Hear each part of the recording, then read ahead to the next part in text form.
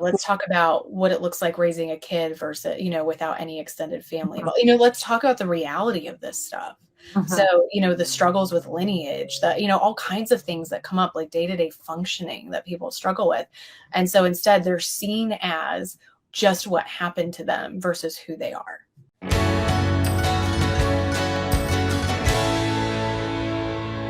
I definitely have concerns about potential consequences of binging. I'm going to set aside maybe binging itself for the moment, like outside of binge, just these documentaries in general, this kind of information being brought to us in general. One of the concerns I have is the sensationalism that can come. Mhm. So I think when we're watching something like this and our goal is education, our goal is to build bridges. It's to connect with people, better understand, better relate, maybe just know that we're not alone. Maybe we personally relate in certain ways, because something I very much believe in and I've seen proven true over and over again is that even if our stories are different, our emotional responses can bring us together. We can have a similarity in those kinds of experiences. And so there's power there, and it can be really, really beneficial. But if we're watching real trauma and real tragedy Mhm. or entertainment, then I'm concerned. Mm. Right. So now we've crossed into a different area. And I think when we're seeing these depicted, we can lose touch with the fact that those are real people in real lives that have been absolutely destroyed. And Mhm. that sensationalism I've seen increase the divide rather than decrease it. So I think it's something for us to be aware of and to consider. Am I watching all of this in such a way that I'm losing touch with the fact that these are real people? Am I feeling a call to action? Is something going on where there's forward motion of, I want to make a difference here. I want to be a part of this. I want to connect. I want to serve. I want to be more aware to who's renting my properties. I want to be whatever Mhm. that looks like. Or is it, wow, I'm sitting here eating popcorn. I'm like, this is just fascinating. People are really like this. This is crazy. That is where I start to really get nervous. Mhm.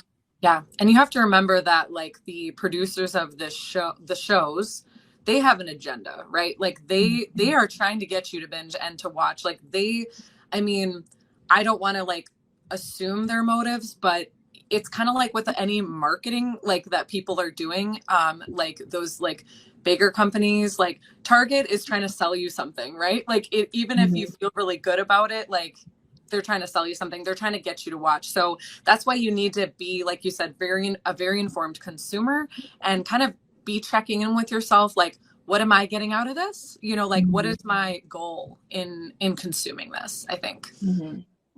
Yeah, and just kind of taking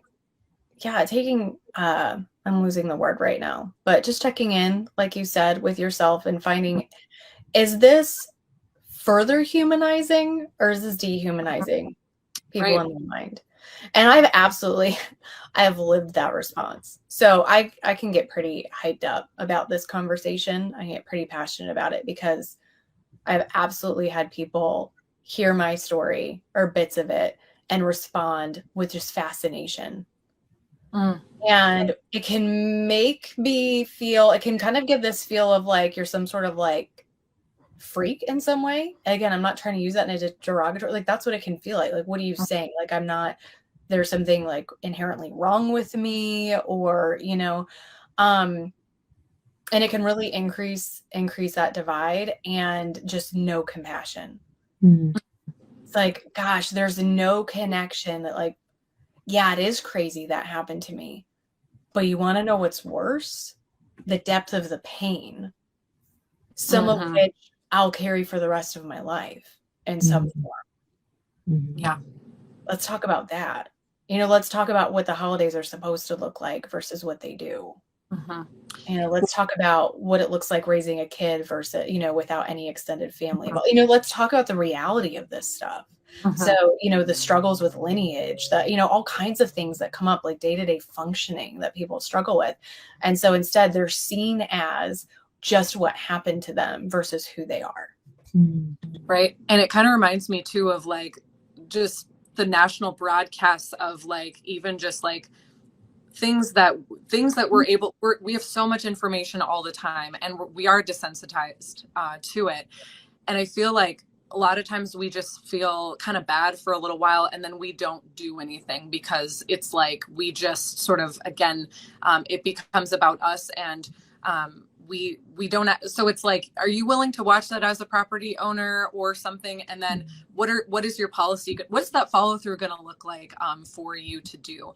Are you willing to actually change your behavior in a way that would actually help a survivor get the help that they need, get housing, right? To help them get free from this situation. Like, are you willing to change, or are you just, to me, I would just kind of ask that question, like, are you willing to donate to something like beEmboldened, kind of putting your money or your time or resources into that rather than just sitting and kind of, you know, not doing much about it. I guess I would ask people to think, what is that action step going to look like for me? And if you're not willing to do something, then I wonder why you're really watching it. Yeah. That's kind of bold to say, but I don't know. And it's incredible what people live through. And so recognizing that part too of, okay, where's the empowerment? Yeah. Where's the, oh my gosh, this is incredible what you've come out of, that you're standing here, you know? So we don't want to turn people into, like, we don't want them to be stuck in this victimized state either. It's amazing what people overcome. Yeah. And absolutely. I mean, I fully attribute that to Christ in my life, that I'm where I am right now. Whatever that looks like for you out there where you're watching, it's just, it can be really incredible to look back and be like, wow, I'm still here. I'm still breathing. I seem to somewhat have it together. Wow. Okay. How did that happen? And so we don't want to keep people either in this box of, oh, wow, I saw this documentary and you came out of something similar, or maybe you came out of that exact same group that I saw a documentary on. And now I'm kind of attributing all of these identity pieces to who you are. Yeah. It's like, well, we still need to get to know that specific person. But yeah, we can know a bit more about what they went through. You know, we have a framework from which we can ask questions, and we can learn more about their specific experience of what happened. So again, we have this framework of, okay, this is the group. This is generally what goes on. Was this true for you? Like, or did you not? You know, some stuff that, like, if you ask my story versus my brother's story versus my friend Liz, who came out of the group, we have slightly differing stories. And that's because boy versus girl for my brother and I, daughter of the cult leader versus not for my friend and I. And so when I'm talking about that truth of experience, I'm like, I mean, here's the general overview of the group, but it looked a bit different for me than it did for her, than it did for him. And so we want to still talk to the person directly and learn. Absolutely. I wish that these documentaries and this content that's being produced ended with that note, like ended with, how can we actually empower people to make a difference?